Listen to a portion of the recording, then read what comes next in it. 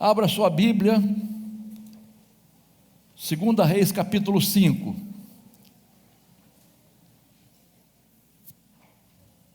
Vou pedir que você esteja com a Bíblia aberta.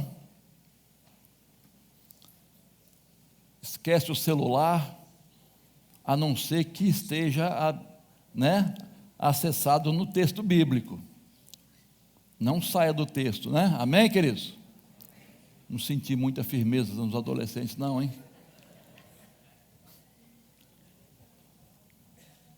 2 Reis, capítulo 5, nós começamos esse texto pela manhã, e eu vou ler só o primeiro versículo, à guisa de introdução da nossa palavra aqui.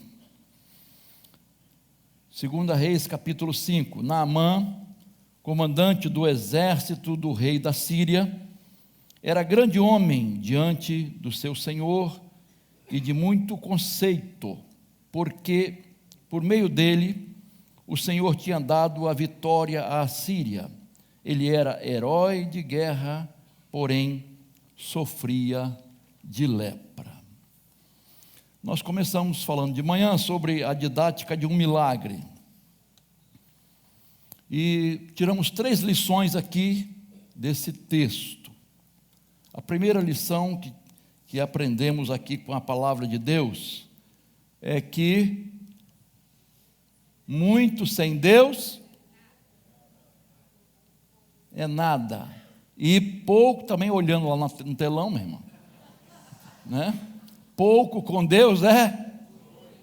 Então, queridos, aprendemos essa lição. O que adianta ganhar o mundo inteiro? O que adianta ser bem sucedido em tudo nesta vida, construir um castelo, mas sem Jesus no coração, sem paz, sem esperança de vida eterna?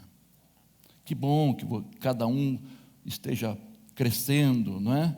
Progredindo nos seus estudos, no seu trabalho, beleza, isso é louvável, mas não existe nada mais essencial do que ter Jesus nessa caminhada. É uma caminhada de esperança, de fé, de vitória nas mãos de Deus. Não adianta nada ganhar o mundo inteiro e perder a alma, tá? Então, é importante a gente ter Jesus, é a coisa mais importante nesta vida. Segunda lição que tiramos aqui, é que Deus nos usa independentemente da nossa. Deus usou uma menina israelita, escrava, que tinha tudo para ser infeliz, tinha tudo para desejar a morte do seu senhor, né, que a escravizava. Ela era escrava, foi retirada da sua casa, da sua família, da sua terra, e foi viver numa terra distante, e ela tinha tudo para ser uma menina amargurada, mas era uma menina de fé, de convicção, e ela falou com toda a convicção que lá na sua terra tem um Deus vivo, e que ele tinha um profeta que podia curar o seu senhor da lepra. Ela não desejou a morte, ela não tinha vingança no coração, ela queria o melhor para o seu senhor, e transmitiu o que de melhor ela tinha, que era a sua fé, seu temor a Deus. A terceira lição que vimos de manhã é que na hora da necessidade, busque a pessoa certa. O general conseguiu, de acordo com o que a menina testemunhou, falar com o rei mandou uma carta para o rei da Síria, para que resolvesse o problema do seu comandante. E ele chega lá com a carta, o homem fica desesperado. Quem sou eu? Sou Deus? Não sou Deus para dar vida e tirar a vida. Então, a princípio, procurar a pessoa errada. O rei nada podia fazer por Naamã. Quem podia fazer alguma coisa é aquele que representava Deus na terra de Israel, que era um profeta de Deus, um enviado de Deus, um escolhido de Deus, um ungido por Deus. Então, na hora da necessidade, meu irmão, minha irmã, meu amigo, minha amiga, não se desespere, procure a pessoa certa, procure Jesus. Não estou dizendo que você não vai procurar os médicos, remédios, recursos humanos, claro que devemos fazer isso, mas acima de tudo e de todos, você precisa confiar em Deus, entregar sua vida nas mãos de Deus. Foram essas 3 lições que tiramos de manhã. Agora eu quero partir para a 4ª lição, que esse milagre que aconteceu nos ensina. A 4ª lição é que precisamos ser humildes diante de Deus. Olha só o verso 9 em diante, por favor, mais uma vez, lhe peço que deixe a Bíblia aberta aí, ou então fique olhando aqui no telão, né? Então Naamã foi com os seus cavalos e seus carros e parou à porta da casa de Eliseu. Eliseu lhe mandou um mensageiro dizendo: vá e lave-se 7 vezes no Jordão, e a sua carne, sua pele será restaurada, e você ficará limpo. Verso 11. Mas Naamã ficou indignado, e se foi dizendo: eu pensava que ele certamente sairia para falar comigo, ficaria em pé, invocaria o nome do Senhor seu Deus, passaria a mão sobre o lugar da lepra e restauraria o leproso. É interessante isso aqui, né, irmãos? Como Deus trabalha. Então, quando Naamã então chega na casa de Eliseu, Eliseu nem saiu de dentro de casa. Eu acho esses detalhes tão importantes, irmãos. Simplesmente mandou ele ir para o Rio Jordão. Vai lá e mergulha 7 vezes. O mensageiro deu o recado. Naamã ouviu o recado. E ele não esperava isso. Ele não esperava esse tipo de tratamento. Ele esperava ser recebido com muita pompa. Afinal, ele era um vitorioso de guerra, um herói de guerra. Ele queria um tratamento diferenciado. E Eliseu, profeta de Deus, sabia muito bem o que fazer. Ele tinha uma comunhão íntima com o Senhor, sabia que este homem era orgulhoso e que ele precisava cair do seu pedestal. Meus irmãos, todos nós precisamos ser humildes diante de Deus. Diante de Deus, todos nós estamos no mesmo nível. Não é outro patamar, não. É o mesmo nível. Alguém disse que ao pé da cruz e ao pé da cova, todos nós somos iguais. Mas aos pés do Senhor, nós precisamos ser humildes, irmãos. Essa é uma grande lição que a Bíblia nos apresenta. E geralmente, quando há um milagre, este é um dos ensinos básicos para receber a bênção do Senhor: humildade. Humildade.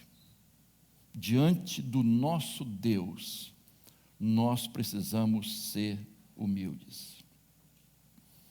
Naamã quase perdeu a bênção, ou as bênçãos, por causa do seu orgulho. Há muitas pessoas que deixam de receber bênçãos. A bênção não chega à sua vida, sua casa, sua família, por causa de orgulho. A vida não é cheia de Deus, porque já está cheia de si mesmo. Como é que Deus vai encher algo que já está cheio? Nós precisamos nos esvaziar. Filipenses capítulo 2 fala do grande, o maior exemplo que nós temos de humildade, que é de Jesus, que deixou toda a sua majestade e se humilhou, vindo a este mundo, fazendo-se homem, fazendo-se servo, para servir, ao ponto de lavar os pés dos discípulos. Eu não vim para ser servido, eu vim para servir e dar a minha vida em resgate de muitos. Repito, muitas pessoas estão deixando de receber bênçãos de Deus por causa do orgulho. Não estão sendo humildes. Queridos, é muito importante reconhecer as bênçãos de Deus. É muito importante ter um coração grato e demonstrar isso. Não é só de gogó, não. Demonstrar realmente gratidão a Deus. E a gente, quando pensa em gratidão, lembra logo daqueles 10 leprosos que foram curados. E um só voltou para agradecer a Deus. E é interessante que Jesus pergunta: onde estão os 9? Queridos, agradecimento. Às vezes nós não temos tudo o que queremos, mas temos tudo o que precisamos. Deus é o Deus supridor. Creia nele e tenha um coração grato. O maior de todos os apóstolos, o maior evangelista, o maior teólogo, o maior plantador de igrejas, o apóstolo Paulo, ele disse: eu sou o menor entre os servos, eu sou o menor entre os apóstolos, e eu sou o maior, mas o quê? Pecador, o principal pecador. Percebe, irmãos? Eu sou o menor entre os outros, mas sou o maior pecador. Eu sou necessitado, eu preciso de Deus, eu careço de Deus, eu dependo de Deus. Tem muita gente que quer aparecer, irmãos, e vocês sabem, até no meio evangélico, tem pessoas que querem os holofotes, querem aplausos, pessoas, grupos, igrejas. Há marketing em certas igrejas para as pessoas aparecerem. Marketing com o nome da igreja, com até supostas curas. E vocês sabem disso, que eu não preciso me delongar. Supostas curas, coisas até inventadas. É triste, irmãos. É triste demais o que está acontecendo no meio evangélico. A glória de Deus. Se você quer receber as bênçãos do Senhor, seja humilde. Pedro disse: eu não sou digno de estar na presença do Senhor Jesus. Não sou digno. João Batista disse o que mesmo, irmãos? Importa e que eu diminua. Isso é humildade, irmãos. A Bíblia diz que quem é humilde, Deus vai exaltar, e quem é exaltado, Deus vai humilhar. Queridos, se queremos nos aproximar de Deus e receber as bênçãos de Deus, devemos estar de joelhos, reconhecendo que nada merecemos de Deus. Tem gente que acha que por causa de alguma coisa, até por causa de sofrimento, merece as bênçãos. Ninguém merece, irmãos. Queridos, se fosse por merecimento, eu iria direto para o inferno. Não mereço nada de Deus. Você também não merece. Jesus morreu na cruz pela graça de Deus. As bênçãos chegam pela graça de Deus, pela misericórdia do Senhor. A salvação é pela graça de Deus, não é por méritos de ninguém. Então seja humilde. A quinta lição que eu tiro aqui desse texto, irmãos, é que os métodos de Deus são diferentes dos nossos.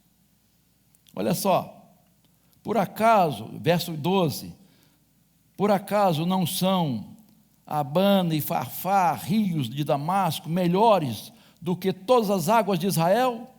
Será que eu não poderia me lavar neles e ficar limpo? E aí o que ele fez? Deu meia volta e foi embora, muito irritado. No verso 11, Naamã diz como o profeta deveria agir. É interessante isso, irmão. Como ele deveria, primeiro, como ele queria ser tratado. Agora, ele quer impor ao profeta o que ele tem que fazer. Como tem que fazer? Tocar na pele para eliminar a doença. Tocar nele. Agora, o Rio Jordão, que não era adequado, era um rio sujo. Para ele se sentir melhor. Havia outros rios mais limpos. E aí, ele dá meia volta e quer ir embora, irmãos. Os seus auxiliares, seus oficiais, eram muito mais sensatos do que ele. Mais prudentes, mais humildes. E o aconselharam: meu senhor, já estamos aqui, não custa nada obedecer, fazer o que o profeta diz. E eu fico imaginando que não foi fácil convencer Naamã de dar os mergulhos no Rio Jordão. Às vezes, irmão, nós queremos determinar como Deus deve agir, o que Deus deve fazer, até a hora de Deus fazer. Nós queremos determinar. Os métodos, os meios de Deus, a hora de Deus, os pensamentos de Deus não são iguais aos nossos, irmãos. Às vezes nem sempre vamos concordar com Deus. E daí? E daí, queridos? Nem sempre vamos nos agradar. Estamos perguntando a Deus certas coisas, exigindo de Deus. Tem gente que acha que tem que exigir e determinar para Deus o que Ele tem que fazer, como Ele tem que fazer, a hora dele fazer. Nada disso, irmãos. Quando Jesus curou um cego, Ele fez lodo com a sua saliva e passou nos olhos do cego. Caramba, que coisa nojenta que Jesus fez.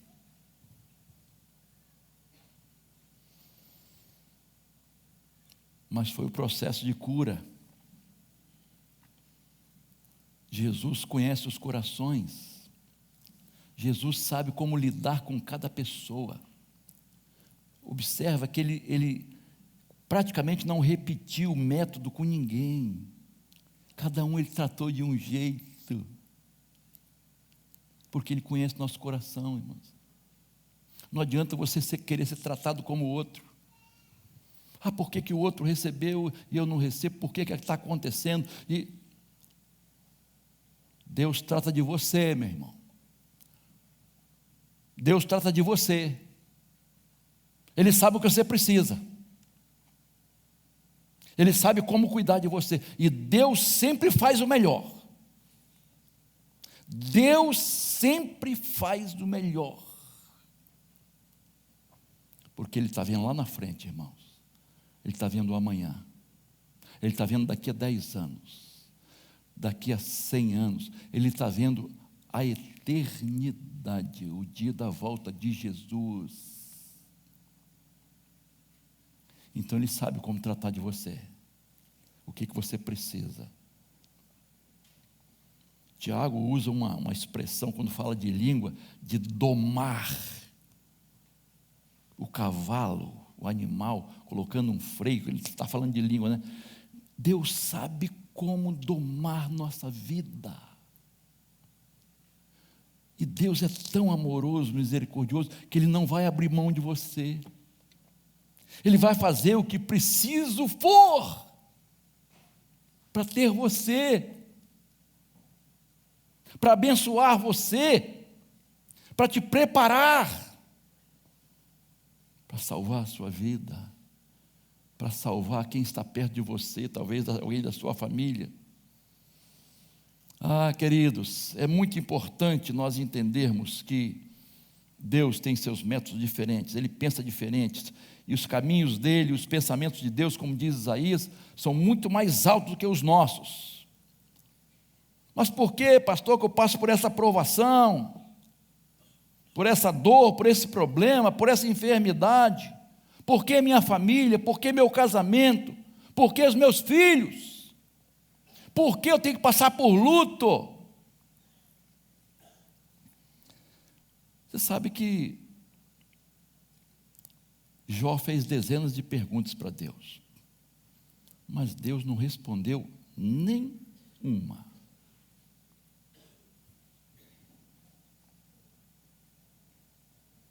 Só tratou dele. E depois vieram outras bênçãos. Queridos, Deus sabe o que faz, irmãos? A gente fala com muita facilidade, a vontade de Deus é. Nós cremos nisso? Nós cremos nisso na prática, que a vontade de Deus é boa, perfeita, agradável. Nós cremos na palavra que diz, porque todas as coisas contribuem para o bem daqueles que amam a Deus e que são chamados segundo o seu propósito. Nós cremos de verdade. Nós precisamos vivenciar isso, irmãos. Não adianta querer impor a Deus, colocar Deus sob pressão. Deus tem que me abençoar, Deus tem que fazer isso, porque eu faço isso, faço aquilo, e Deus então. Ninguém pressiona Deus, ninguém compra as bênçãos de Deus. Deus não faz barganha com ninguém. Deus é Deus. Glória a Deus por isso, porque Ele é Deus. Sexta lição, queridos, verso 14 agora. Essa lição diz que nós precisamos perseverar na obediência a Deus.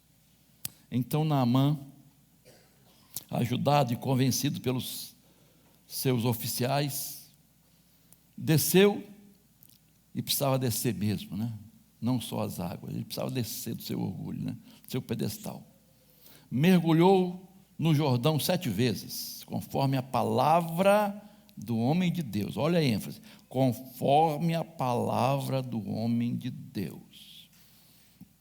E sua pele se tornou como a pele de uma criança, e ficou limpo. Aí talvez você pergunte, pastor, por que 7 vezes?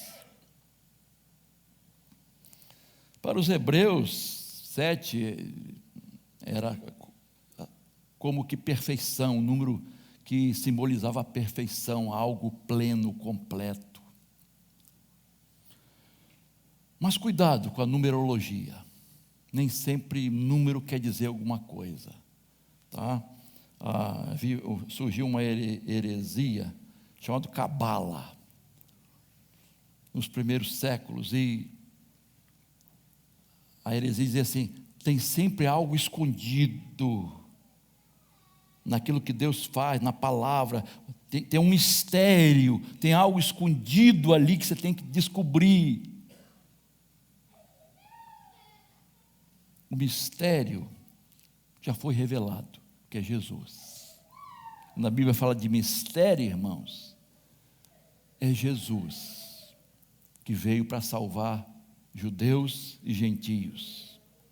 Não tem nenhum segredo a ser revelado. A palavra de Deus é viva, é eficaz. É só você meditar e você vai ver os ensinamentos preciosos da palavra do Senhor. Mas o que eu quero destacar aqui, irmãos, é a perseverança.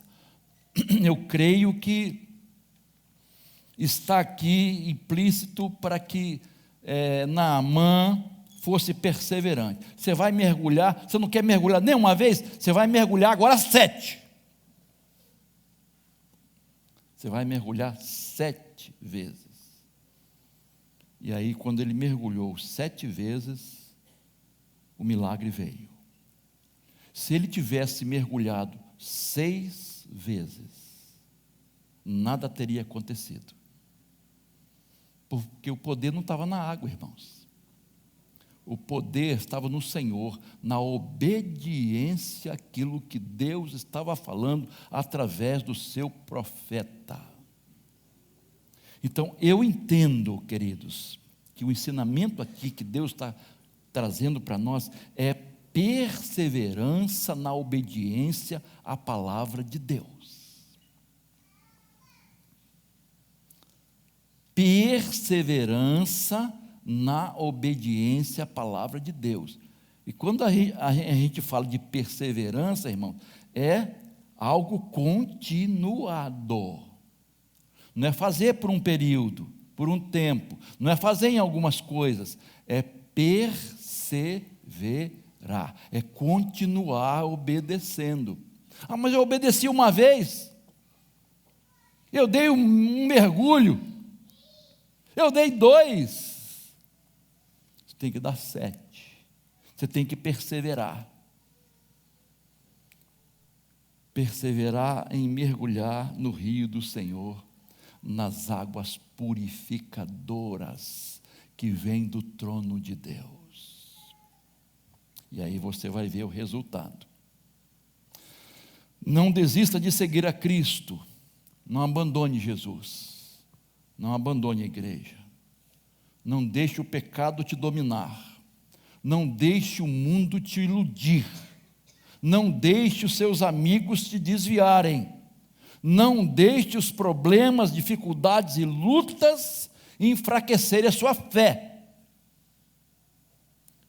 Persevere, continue, vá em frente. Talvez você esteja pensando assim: pastor, estou perseverando e nada está acontecendo.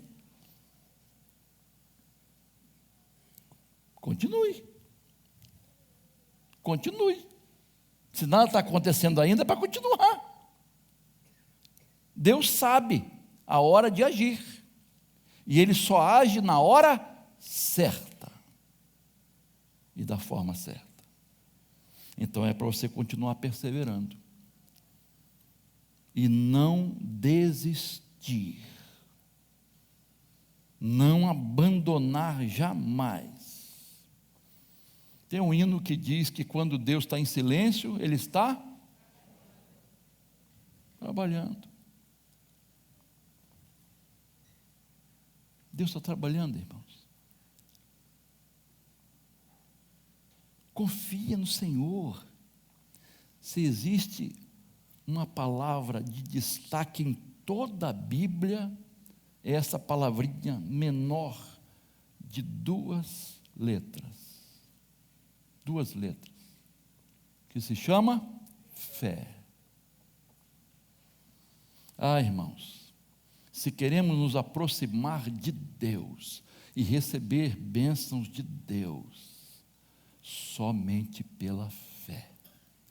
Deus, na sua soberania, estabeleceu esse princípio, que você vai conquistar as coisas pela fé.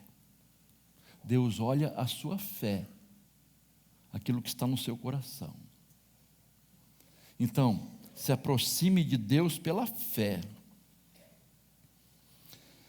Aguarde a hora de Deus na sua vida. Continue mergulhando. E a sua hora vai chegar, irmãos. A sua bênção vai chegar. O seu milagre vai acontecer. Para a glória de Deus. Obedeça a palavra. A palavra de Deus está aqui. Obedeça a palavra de Deus. Persevere em obedecer. Se alguém puder te ajudar, ótimo. Naamã queria desistir. Seus oficiais falaram, não faça isso, não desista. Isso é amigo. E esses são bons para estarem ao nosso lado, perto de nós. Alguém que nos ajuda. Porque tem uns que falam assim, chuta o balde. Desiste mesmo. Esses são amigos da onça. Pessoas que te levam para o abismo, para longe de Deus. Se você está se relacionando com alguém que está te afastando de Deus, larga dessa pessoa. Essas amizades não prestam. Não vão edificar a sua vida. A não ser que Deus tenha te dado uma missão para pregar ali, para estar junto dessa pessoa. É diferente. Agora, fuja, sai fora. Tem gente que só atrapalha. Você conhece alguém que só vive reclamando e murmurando? Irmãos, isso influencia a nossa vida. Sai de perto. Meu irmão, minha irmã, sai de perto. Não vai ser uma boa influência para você. Só coisas negativas estão ali. Persevere, seja fiel à palavra. O que a palavra de Deus está dizendo, faça, obedeça e aguarde, com perseverança. Aguarde. Esperei, com paciência, ele se inclinou para mim, tirou-me de um lago horrível, de um charco de lodo, pôs os meus pés sobre, firmou os meus passos e pôs um novo cântico na minha boca, um hino ao nosso Deus. Muitos verão e temerão e confiarão no Senhor. Olha só, irmãos. Perseverança. Esperar no Senhor. Tem gente que quer adiantar, se adiantar. Última lição. A verdadeira conversão produz transformação. Veja o que aconteceu com Naamã. Observe a sua Bíblia aí, por favor, hein? As atitudes que ele toma depois da experiência. O verso 15 começa dizendo o seguinte: ele é curado, ele volta ao homem de Deus. Ele não precisava ter voltado. Naamã, o Eliseu não tinha falado para ele voltar. Ele volta. Para quê? Para agradecer. Para agradecer, irmãos. Ele fez como aquele leproso que voltou para agradecer. Eu não mereço, mas eu tenho um coração grato, eu vou voltar. Quando as pessoas têm um coração grato, irmãos, elas recebem bênçãos maiores. Quando você agradece por uma bênção, você recebe outra. Agradece por outra, você recebe outra. Coração grato vai sempre recebendo mais. Por exemplo, os 9 que voltaram para agradecer, receberam salvação. Outra bênção. Receberam outra bênção.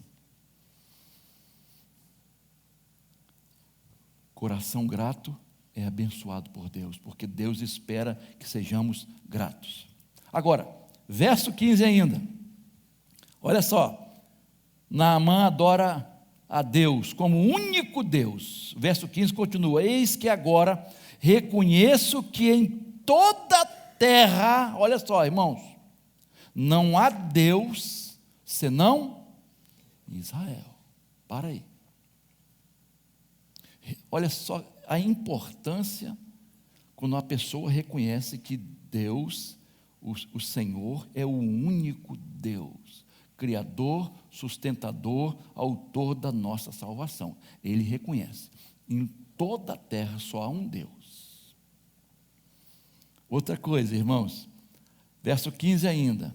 Agora, por favor, aceite um presente deste teu servo. Ele oferece presentes a Eliseu. E é interessante, irmãos, ele se apresenta humildemente, como servo. E esse é um destaque que a Bíblia dá, porque isso está no verso 15, verso 17 e verso 18. Ele dizendo, servo, servo. Cadê o coração orgulhoso desse homem? Foi embora.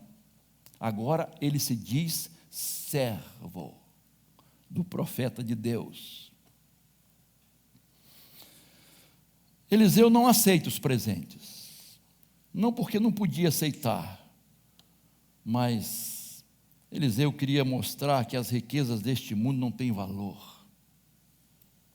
As pessoas calculam algo assim, como se fosse 600 mil reais. Um presentinho à toa. 600, no caso o cálculo foi em dólares, 600 mil dólares. Presentinho bom, né? Achando que, não quero. Não quero. Viver com o Senhor é muito melhor. É uma riqueza maior. Não fiz isso por dinheiro. Não fiz isso. A obra de Deus não é feita para ganhar dinheiro. Ah, queridos, que lição maravilhosa. O discípulo, o servo de Eliseu, aquele rapaz que ajudava Eliseu, chamava Geazi, alguns falam Geazi, né? Cobiçou aquele dinheiro. Caramba, eu vou perder 600 mil dólares. Eu estou aqui também, estou aqui, estou junto com o homem de Deus. Só que o seu coração não era de Deus. E havia cobiça e mentira naquele coração. E ele vai atrás da comitiva e conta mentira, dizendo, Eliseu recebeu gente lá, olha, é melhor você deixar o presente para ele mesmo. Pegou o presente, pegou a lepra também.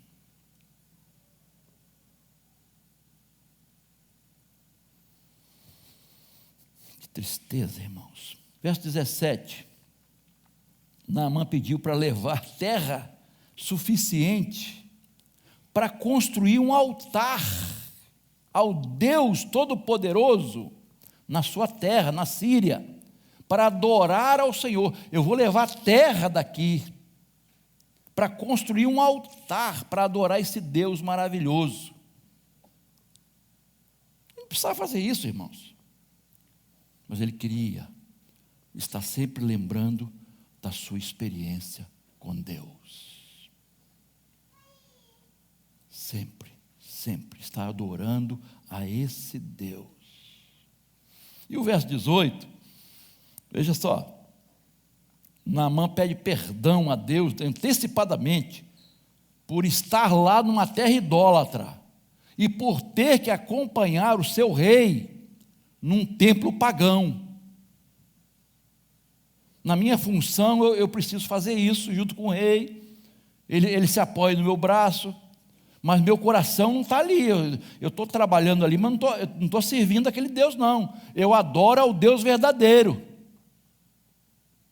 Então, eu observo nesses 5 detalhes, irmãos, a conversão desse homem.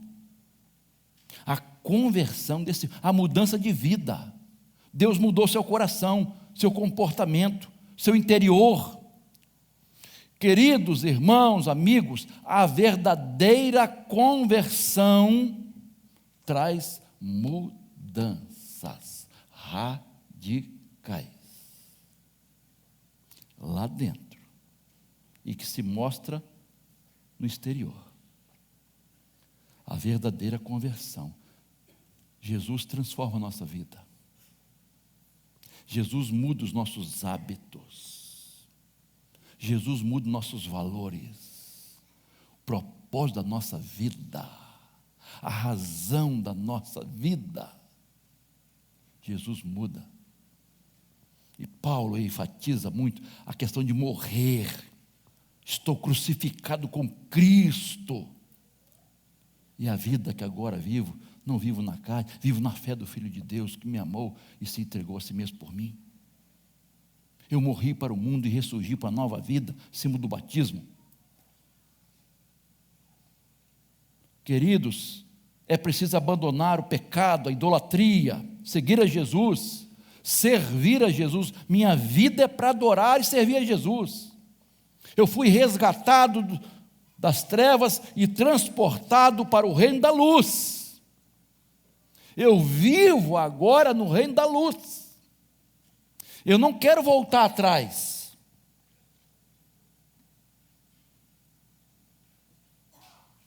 Às vezes, irmãos, as pessoas querem voltar atrás nos seus pecados antigos, porque ainda possivelmente não nasceram de novo. Não estou aqui para julgar ninguém, não posso, não devo, mas há muitas pessoas, inclusive dentro das igrejas, que ainda não nasceram de novo para uma nova vida. Então, irmãos, quem não nasceu de novo, pode até mudar de roupa, mudar uma roupagem, praticar certas coisas, mas essencialmente ainda não houve mudança de vida, porque Jesus muda o nosso coração.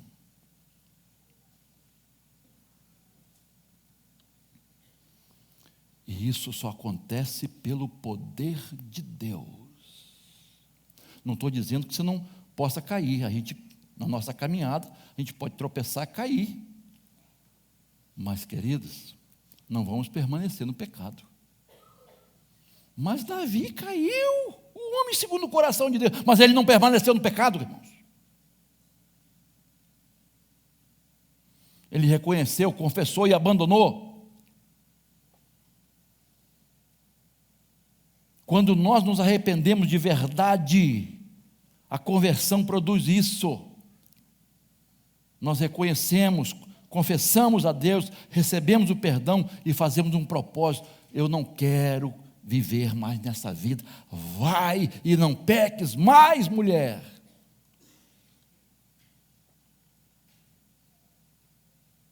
Conversão.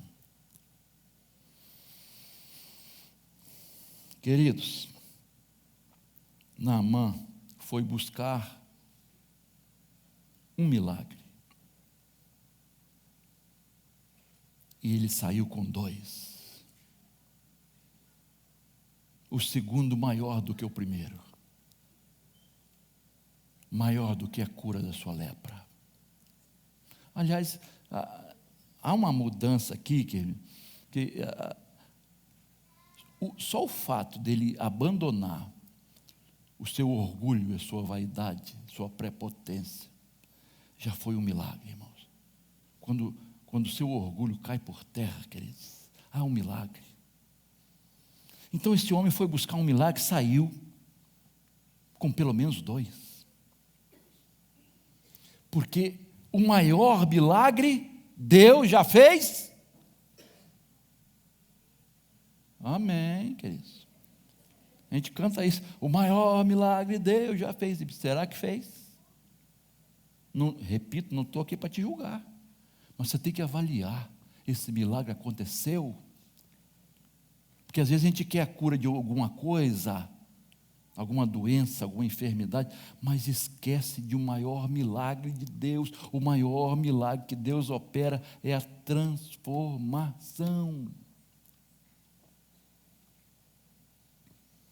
Que Deus nos ajude a entender isso, irmãos.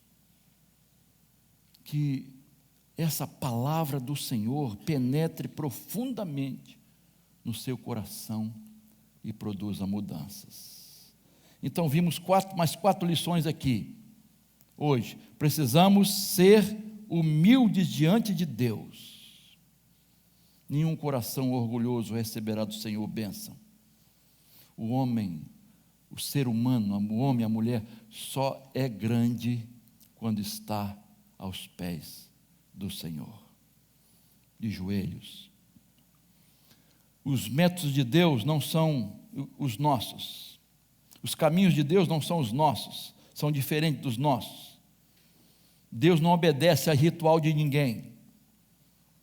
Ele faz na vida de cada um o que precisa ser feito, o que é necessário. E Ele trabalha na vida de cada um. Ele é um Deus pessoal. Deixa Deus trabalhar na sua vida, irmãos. Deixa Deus agir. Conforme-se com a vontade de Deus.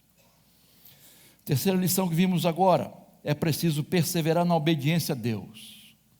Persevere em obedecer.